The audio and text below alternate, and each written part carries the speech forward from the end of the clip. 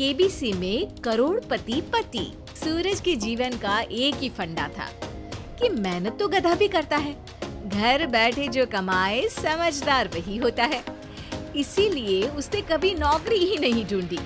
इस बात से हालांकि उसकी पत्नी शिखा बिल्कुल भी अग्री नहीं करती थी, पर फिर भी सूरज को समझाना बेकार था।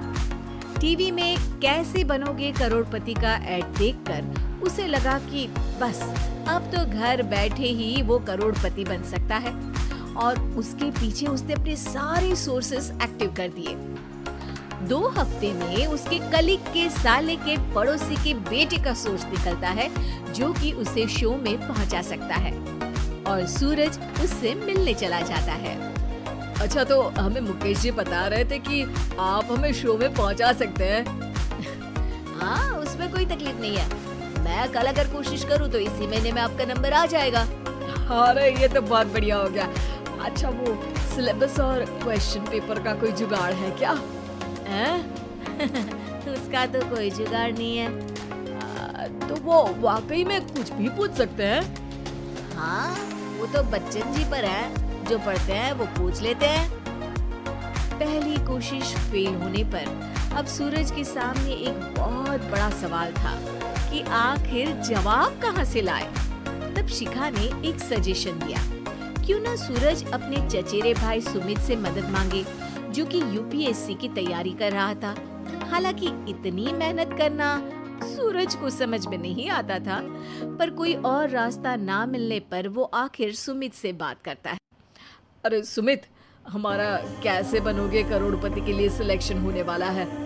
तुम हमें थोड़े चिट बनाने में मदद करोगे क्या?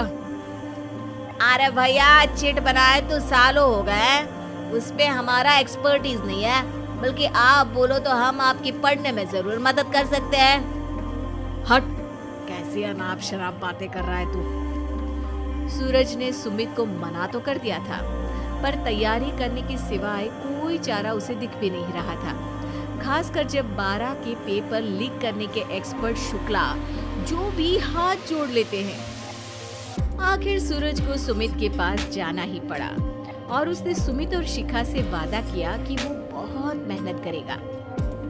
1 महीने की तैयारी के बाद फाइनल हुआ कि शो से 1 हफ्ते पहले एक ट्रायल खेला जाएगा, जहां पर सारे रिश्तेदार ऑडियंस की जगह पर होंगे और शिखा सवाल पूछेगी। दूर दराज से भी रिश्तेदार आकर हाजिर हो गए देखने कि आखिर कैसे बनेगा सुमित करोड़पति।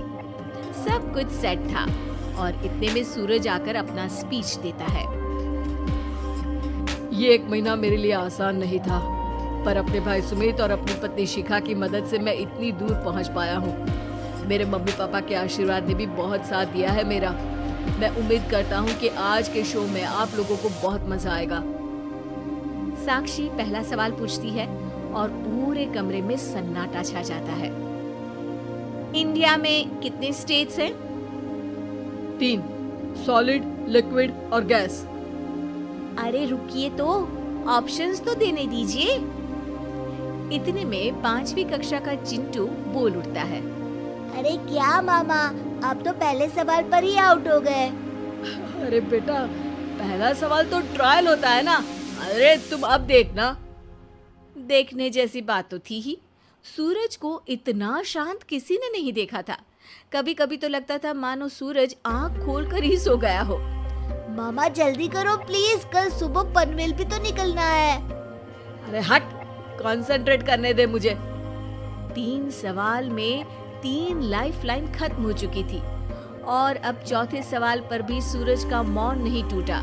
पर सूरज अभी भी हार मानने को तैयार नहीं था। उधर हर कोई सूरज को छोड़ सुमित को देख रहे थे। आखिर सुमित ने ही तो पढ़ाया था सूरज को। गजब बेइज्जती है यार। अरे बेटा, तो बाप का, दादा का, भाई का, सबका नाम बुड़वाएगा। अरे 3 लाइफलाइन ले ली तो भी तेरा कुछ नहीं होना है।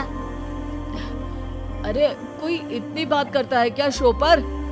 अरे बेटा, शो पर तेरे जैसे भी तो नहीं आते ना।